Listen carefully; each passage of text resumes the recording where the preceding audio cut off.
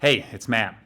In this video, I'm going to talk about mistake number 7, and that is DIY lawyering for important things.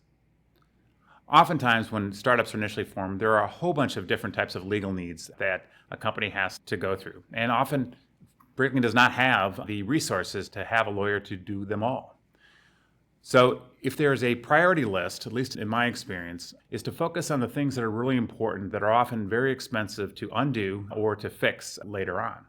So that list, in essence, would be things like equity issuances and vesting of stock. It could be a sale of securities and investor terms, core intellectual property agreements, including exclusive licenses, and strategic contracts.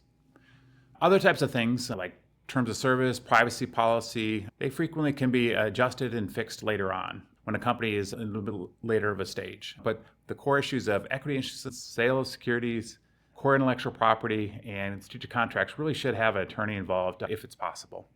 Hope that helps. Thanks.